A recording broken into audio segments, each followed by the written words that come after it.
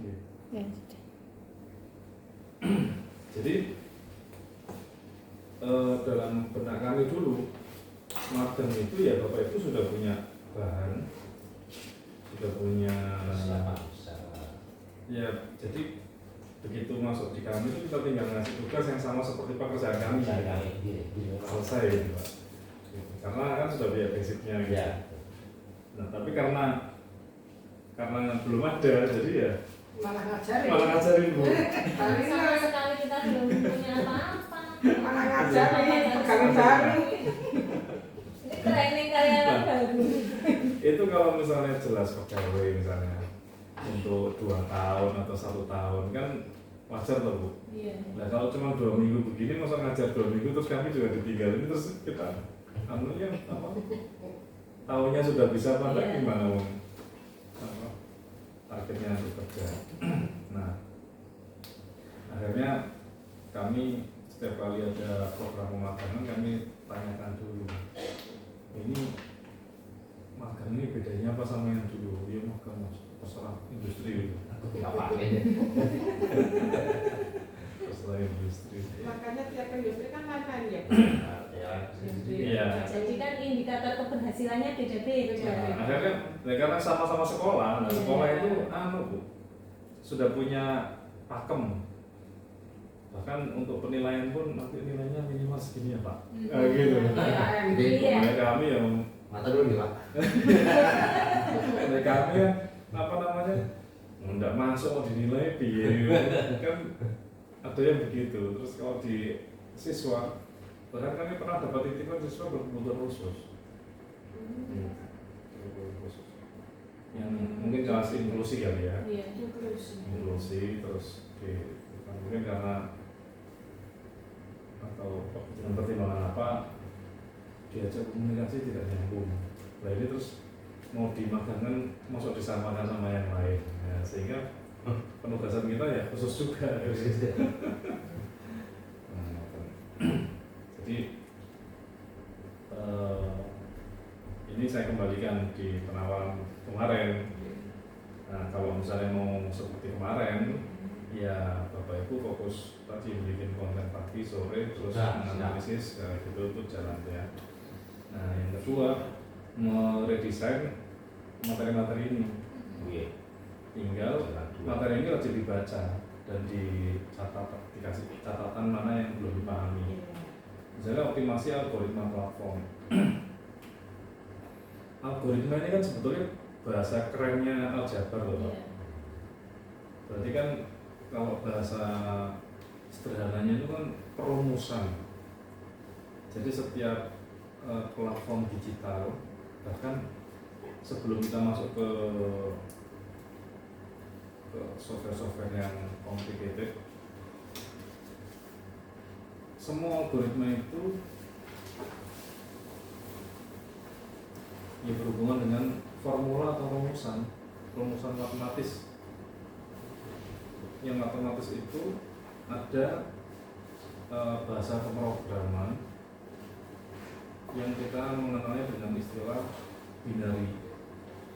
Binary itu hanya mengenal 2 angka, 0 dan 1. Jadi sistem kerja itu cuma 0 dan 1. 0 berarti mati, 1 hidup ya.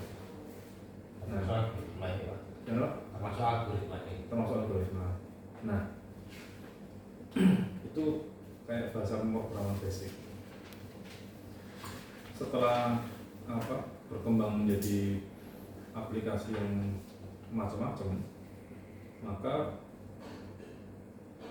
pewarnaan misalnya ini warna ikonnya kampus digital dengan warna ini visual identity-nya. Ini kan ungu, ini biru. Tapi ungu ini juga ada yang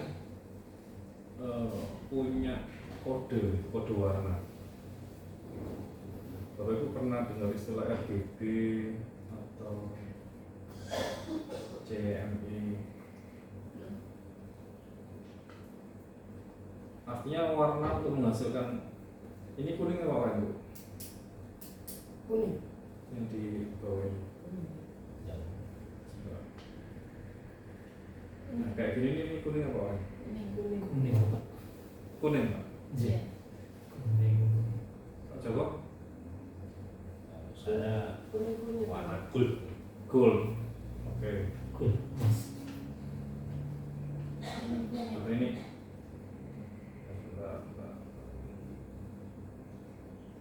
ini kuning ya? Iya. Kuning, Pak Joko kuningnya kuning emas. Ya. Nah, kenapa kita itu punya persepsi yang berbeda dengan warna yang sama? Kuning dengan kuning emas kan sebetulnya berbeda kan? Ini apa ini? Krem. Krem. Pak Joko? Ini apa ini? Sama. Krem. Krem. Bawa gimana? Krem tua. Krem tua. Keren banget deh. Krem banget. Lah ini bedanya Keren banget. krem tua keren banget nah, kayak gitu.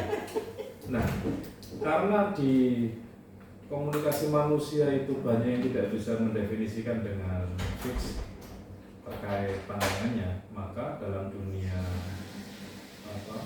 algoritma itu dijadikan kode warna, sehingga orang itu tidak lagi berdebat tentang ini warna apa ini gitu. Ini baru warna nih ya. Termasuk misalnya Pak Joko, Pak Wagimin, kalau ibu mungkin tidak pernah berurusan ya. Urusan cat rumah, mau pesen cat sama-sama cat putih, itu di toko cat itu punya kode, ada kodenya, betul nggak? Nah, itu bagian dari rumusan kumpulan rumusan ini namanya algoritma. Setiap platform itu dibangun dengan algoritma tertentu karena merumuskan perilaku manusia. Jadi platform ini yang kita sebut sosial media karena pengganti cara kita berinteraksi dengan sesama manusia. Jadi berperilaku sosial tapi menggunakan media. Karena perilaku manusia itu diterjemahkan dalam bentuk bahasa mesin atau bahasa algoritma ini, maka semuanya harus ada perwakilan penggambarannya. Sehingga setiap objek di platform itu ada kodenya, ada pengkodeannya. Itu yang disebut dengan algoritma. Maka ketika Bapak Ibu screen time-nya berbeda, apa pengertian screen time? Time waktu. Apa jauh-jauhnya? Screen time. Apa Pak Joko? Saya udah isi. Pak Joko biasanya kalau nggak Google atau GPT. Ya, jadi begitu kita nyalakan ini kita buka ini. Begitu layar ini nyala, itu HP ini punya hitungan, punya catatan. Ini nyala berapa lama? Sehingga kalau misalnya Bapak Ibu ngecek di bagian settingan, itu dia akan bisa menampilkan data bahwa seharian ini nyala, layar ini nyala berapa lama, terus selama nyala itu connect dengan aplikasi ini berapa lama, aplikasi ini berapa lama, ini aplikasi ini berapa lama. Nah itu HP. Nah bagaimana dengan yang software aplikasi ini? Sama, aplikasi ini juga punya catatan kalau misalnya ada konten yang kalau begitu nampil di kita, misalnya ini saya buka TikTok.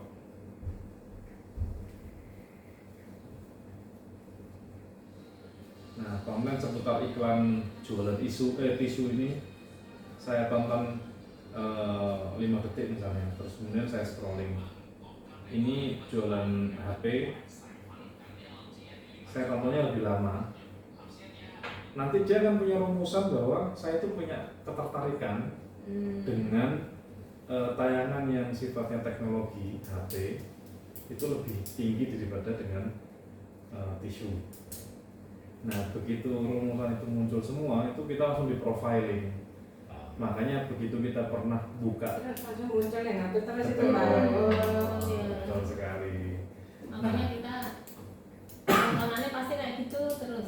Kalau berkapa terus Pak Joko suka nonton politik misalnya, nanti yang muncul konten-konten yang obrolan politik tentang perang Iran. Dan itu kan muncul. Nah, itulah yang disebut dengan algoritma platform. Nah, masing-masing platform itu punya apa ya? Punya algoritma. Kenapa kemarin saya wajibkan 5 itu? Ya karena 5 inilah yang hari ini masih relevan, dianggap relevan menjadi platform yang dipakai oleh sekian miliar orang di dunia gitu, dan mewakili berbagai macam preferensi. Misalnya untuk preferensi profesional itu LinkedIn, preferensi hiburan itu ada di TikTok maupun YouTube, kemudian preferensi edukasi, kemudian lifestyle itu ada di sosmed, ada di IG, ada di, ya itu mewakili aja. Karena adik-adik nanti, misalnya kemarin saya cerita, saya sebagai profesional HR consultant misalnya, untuk membantu klien saya mencari karyawan baru, itu tidak sepenuhnya kita membuat iklan lowongan, tapi kita searching aja di LinkedIn, kita bisa collect profilnya di situ, sehingga lebih cepat dapatnya dibandingkan iklan lowongan yang belum tentu dapat. Kan begini, dari buka lowongan misalnya admin pemasaran itu, yang dibutuhkan cuma 2, yang lamar bisa 5.000. Dari 5.000 itu yang dokumen sampah bisa 4.500 atau bahkan 4.900 itu dokumen sampah semua. Sampah itu ya nggak ada yang kepakai untuk kandidat kita.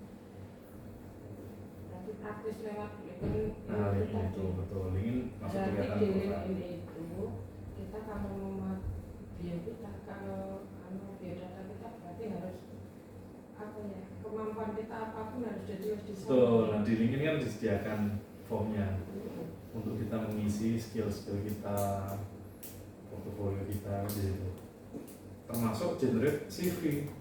Makanya kemarin Bapak Ibu bikin CV kan, yang kemarin ngirim Pak Joko sama Pak Robin kayaknya sama filenya jenisnya sama ya, formatnya. Iya, sama. Mengerjakan bersama-sama. Mengerjakan bersama-sama Satu kamar. dengan format yang sama. Dengan isi yang sama. Itu kan sangat mencerminkan Kok hasil psikotesnya kan Bu ya. Kan ATM kan katanya ya, amati tiru modifikasi gitu. Bukan ATP. Tapi itu ATP itu. Ini cuma beda tanggal aja. Amati tiru plak. harusnya formatnya gede. Nggak harus. Saya sebetulnya membebaskan itu biarpun Bapak Ibu nggak terjebak dengan format gitu. Kemarin gini Pak. Nanti dipikir Saya- nggak bisa tidur. Kan itu sudah buat. Terus jadi toh. Nah sore kan ditanyakan Pak Devina. Devina, sama Pak iya ya Pak. Saya pikir saya mah dulu kan Pak saya kan. Nah, ini serat gila ya. Ini pun ini pun tadi, ini mawon ya. Gitu. Karena formatnya Saya sudah buka. cocok. Iya, saya sudah buka Canva juga. Iya. Sambil tiduran Pak. Cara Pak. Tapi kok Pak wes sanggup hari ini nggak ralek dipenuhi kok. Ibu belum. Nah, Bu ini coba buatin, tolong buat CV selengkapnya sesuai dengan yang Ibu maksud lengkap. Jadi saya tidak membatasi lengkap itu seperti apa definisinya. Nah, intinya LinkedIn punya platform, punya algoritma, TikTok punya algoritma, YouTube punya algoritma, kemudian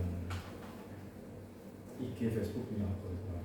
Begitu IG dan Facebook itu diakuisisi Meta itu ya algoritma mulai mirip-mirip. Nanti database-nya IG sekaligus database-nya Facebook.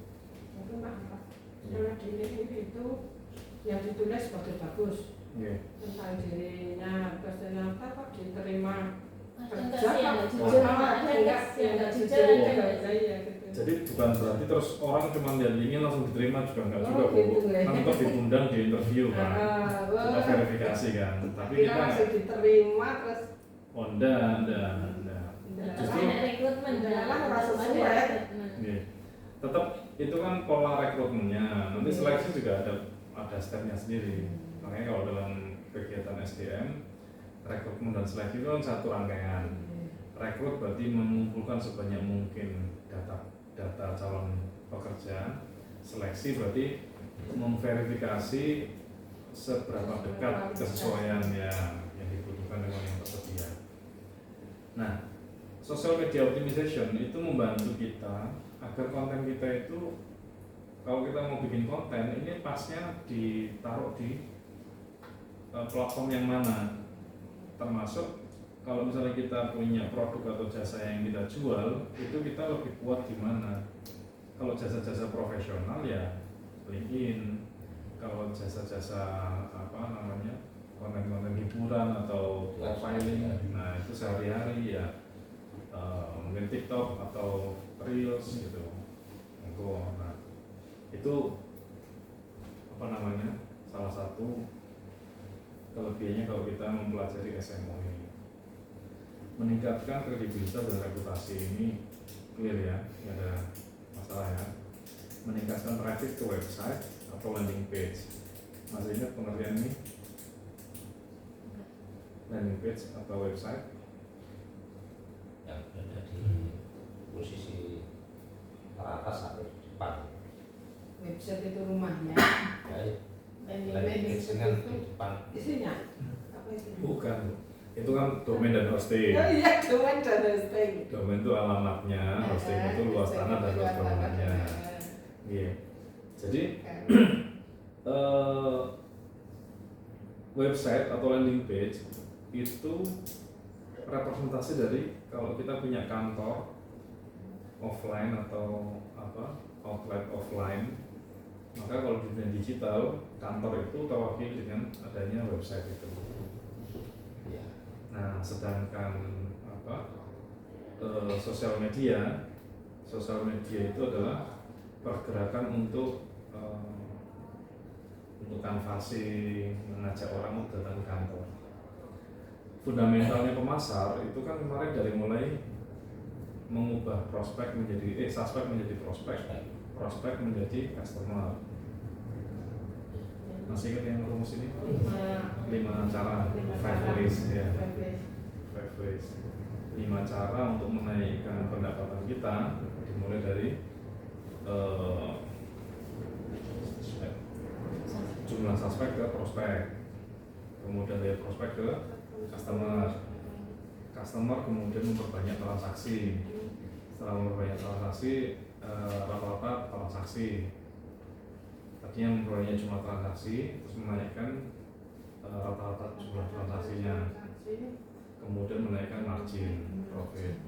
Nah itu 5 cara itu.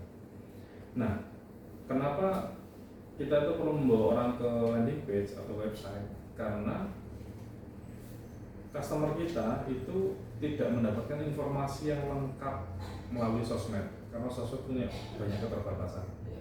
Posting status, posting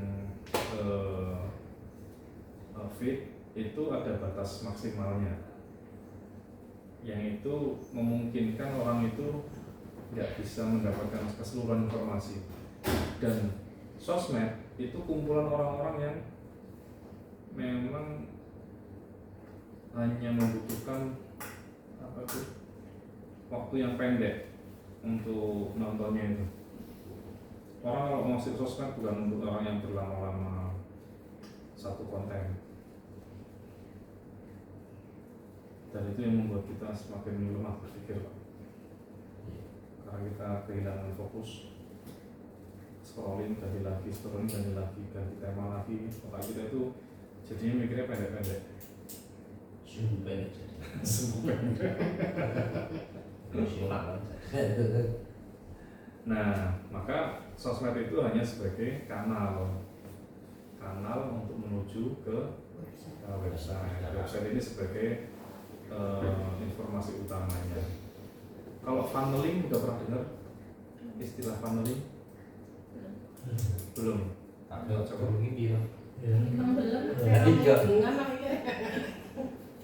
Emang belum. Iya. Itu kan istilah di IT. Funnel artinya apa, Bu?